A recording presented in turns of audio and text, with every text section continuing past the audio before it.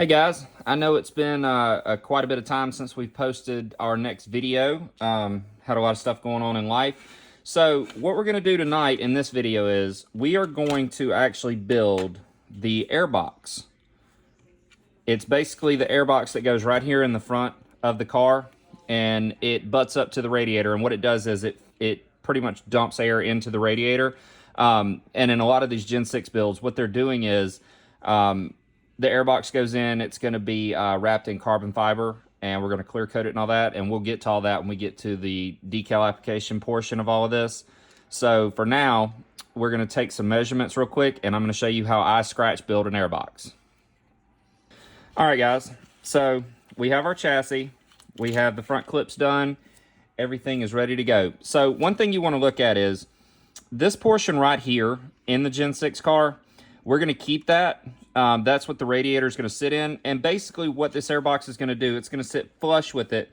If you can see right in here where the pencil is, we're going to sit it flush right in here, and it's going to fit within this entire frame right here. So what I'm going to do is, let's measure. So the front portion of the box, you know what, just to be on the safe side so everybody can get the right measurements, I have a digital ruler. I love using this. It does make things a lot easier. So for the front portion, we are going to measure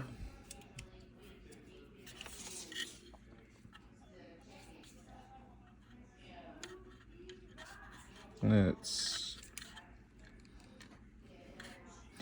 right, so that's 11.15 millimeter. So we are going to lock it in. Now, the one thing I like to do is I draw everything out. It just makes things a lot easier on me. So 11.15, we're going to put our top mark here. Now, one thing that I would suggest everyone do when you decide to do or go this far into it is go ahead. I'm going to go ahead and we are going to glue the radiator together and use it as kind of a reference guide as far as your width and everything. So when we come back, I'll have this glued together and I'll show you what I do to draw everything out. All right, guys, we're going to take the back plate of the radiator and we're just going to use it as a reference for how big this airbox needs to be. It's pretty simple. So we've got our first measurement. We know that the height from the bottom splitter bar to the front clip top right here, it's 11.14 millimeters. So we've got that mark there. Now, we need to see how deep we are going into it. So I'll use the regular ruler for this. It's going to come dead even with it. Let's see. Loosen this up. And let's see. So we are at 10.15 millimeter. Let me lock that in. Or excuse me, 10.18 millimeter. So that's how far we have wide. So we're going to lay this at the edge, and we are going to make us a mark right back here where it needs to go. So then you can take the height of this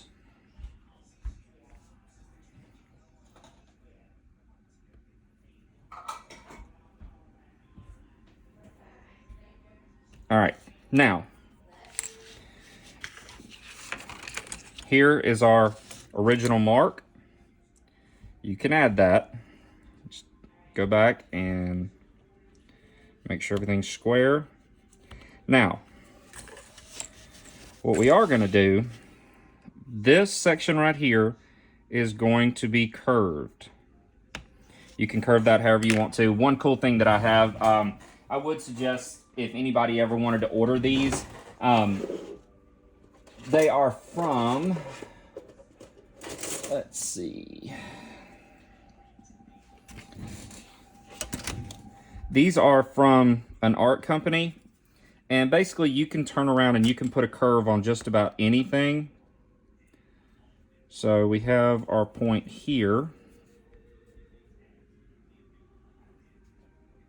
I can draw me a circle here. And what I do is after that,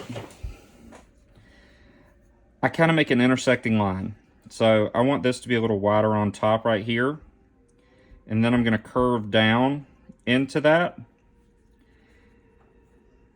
And what we do at this point is, that's out.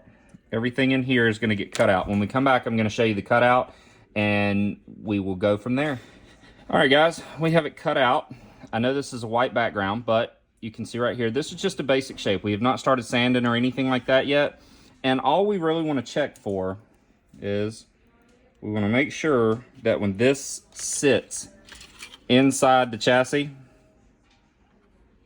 we get a good fit. And it looks like we're there. So what we're going to do is I'm going to take some sandpaper and I'm going to clean this edge up right here, and we're literally going to put it back down. We're going to trace it, and we're going to have our two sides. All right, guys, we've got a little bit of a better edge in here. So what we're going to do next is basically right here, we're going to set it back down,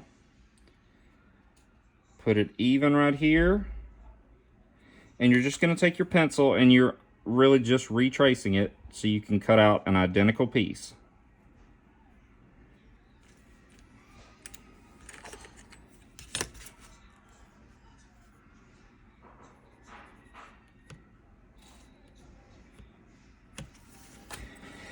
And I would also recommend, guys, these are put out by Alpha Abrasives. I like using them for anything on a curved surface, just simply because it is round and you can work the curve in there without having a bunch of straight lines in it, especially if you try to take like a regular straight edge sanding stick. It really does make it a little bit more painful. So what we're going to do is we're going to cut this out. Once this is cut out, what we're going to do is we're going to make the bottom plate for it. And the best way that I have found to do this, so you can go ahead and you can make this mark if you want to.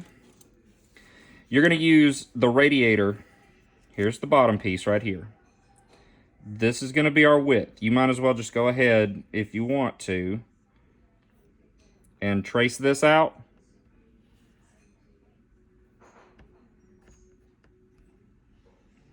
That's going to be your width.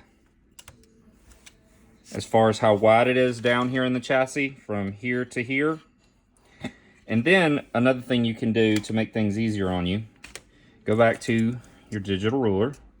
We'll loosen this back up.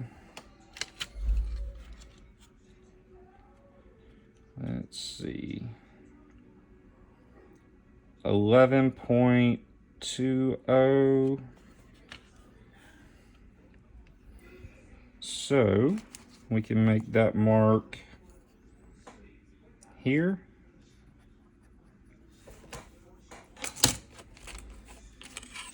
We're going to take our square.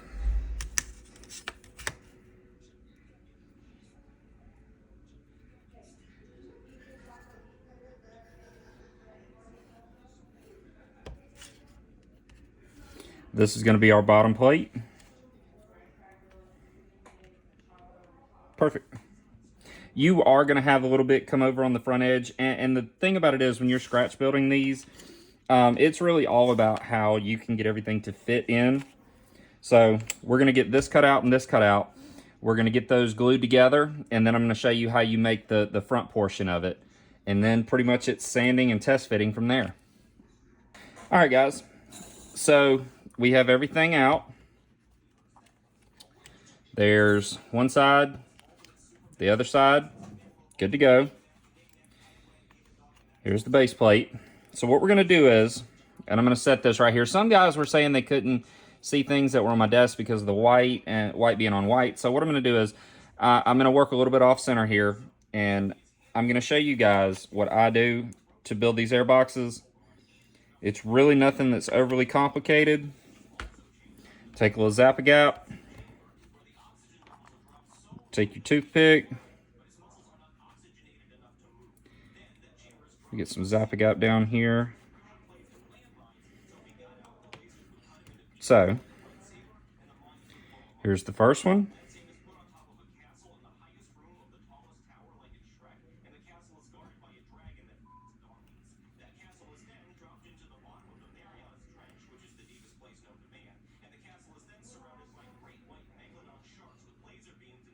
We're going to make sure we got everything in line.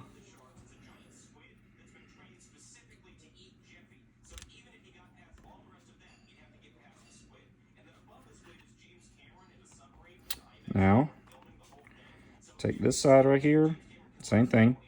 Get your little Zappa gap right there on the edge.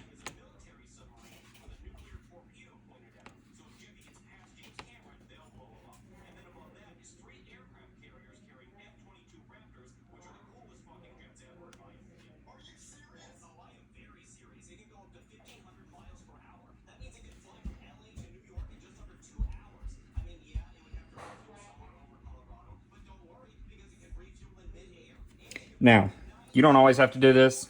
I'm doing it for the purpose of this video, but take your little zip kicker.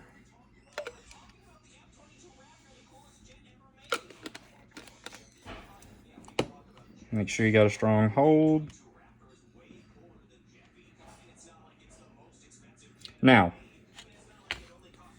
what you're going to do is, we're going to check everything. If we need to shave anything off, we will.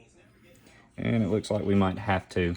But you're just going to test fit everything, and there is going to be quite a bit of sanding and stuff that goes on with this. I'm going to let this set up for a second. It's still a little flimsy. But when we come back, I'll show you guys how to sand everything off and then how to build the front plate for it. All right, guys, we're back. So if you look right here, you can see where I have the box laid out.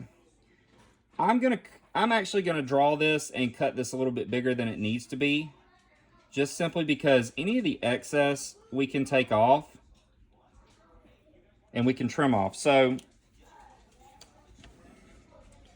we're going to eliminate this so we know.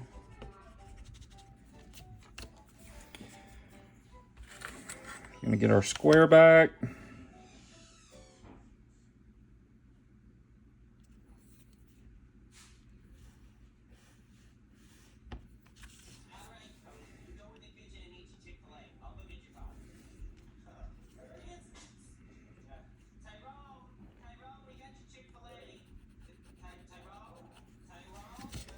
Now, we're going to cut this section out.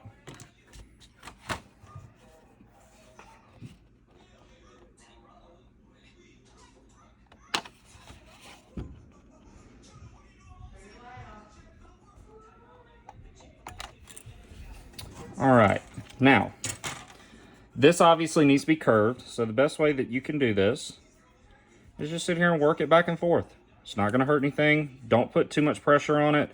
You really just want to make it pliable so we can Zappa gap this down and get it all worked in.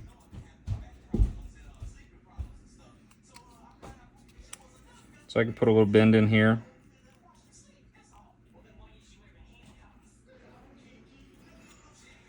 It takes a little bit. I mean, it's not, if you've never built one of these before, it may seem a little overwhelming, but if you've worked with plastic enough, you'll understand what you can and can't do to get it to get it more pliable is really what I'm getting at.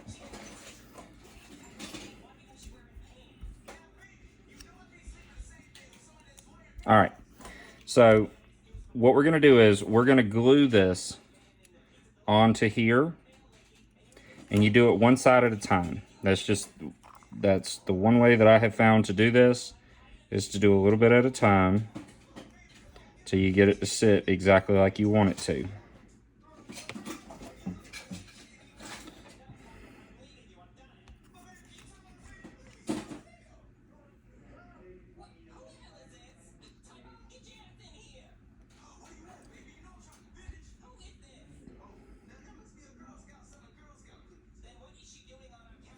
You got your Zappa gap on, just to make sure you've got a good fit.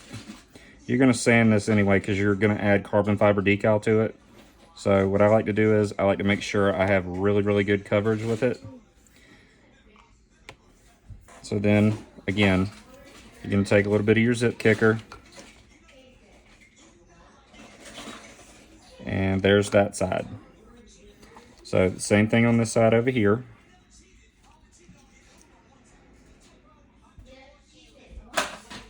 Taking a roll some right there.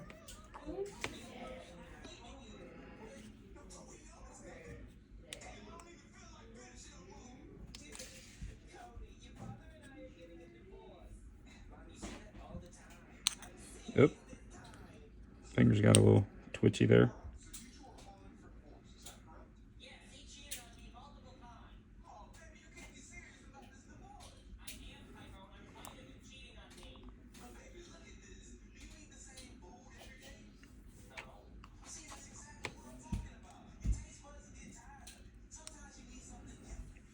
Just going to get a little bit of pressure in here.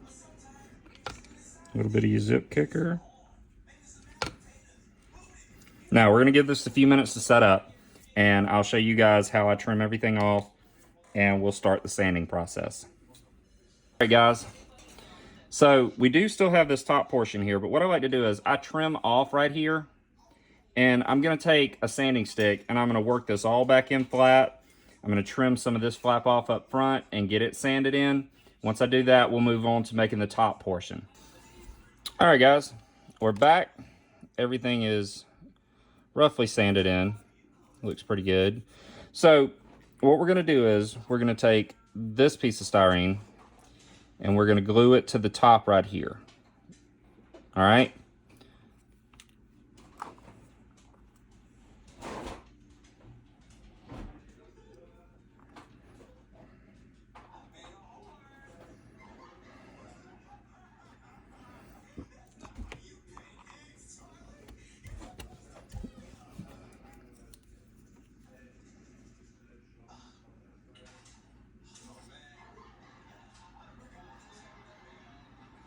We're going to get this pressed in.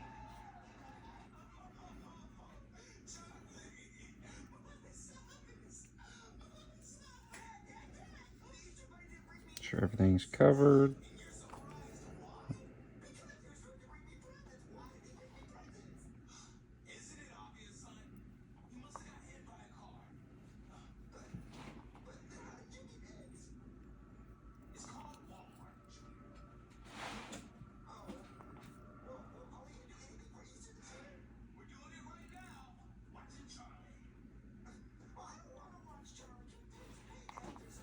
Now, again, take you a little bit of zip kicker.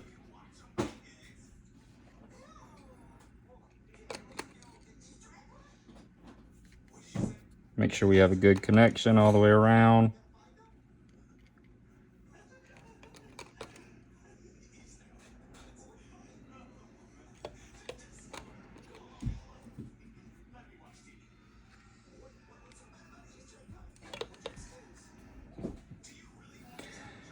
And we're going to give this a few minutes to set up. Once it's done setting up, you're basically going to sand everything back in, trim off the excess. You can see this little edge we have right up underneath here. I'm going to pull it in a little closer. You see that edge right there? We're going to take that out. We're going to take the excess off the back of it, work it all back in, smooth it all real in. Because at the end of the day, this is going to sit inside in front of the radiator. So we are going to put carbon fiber decal on it. We're going to clear it. It's really, it adds a lot to the build, and it's pretty close to what the cars are using. It's one of those things. These Gen 6 kits are hard to come by, so when you build them, make sure you can add as much as you want to them. They're a lot of fun to do. I love building them. It's probably one of my favorite kits, and when we come back, I'll show you everything all cleaned up and we'll do a test fit. All right, guys. So everything's been sanded off. Managed to cover myself completely in white plastic. So what we're going to do is we're going to test fit and make sure everything fits right. So we're going to go in bottom first. And there's the air box. And what we're going to do is stick it up against this plate, the back plate of the radiator, and voila. A little bit of adjustment here and there, but it fits exactly like we want it to. And guys, that's how you do the airbox. I'm going to show you in the future videos going forward how I do the carbon fiber decals on it, and we can move on. That's one more scratch built piece. And one piece of advice I would give you is when you prime any of these parts, it's just like any other piece of plastic that we deal with. There may be some, some micro holes or anything like that that might be in it. The best thing to do is when you prime it, take a look at it. If you need to fill anything, I use super glue as a filler. It works easier, and just buff it back out. But we're going to be moving on.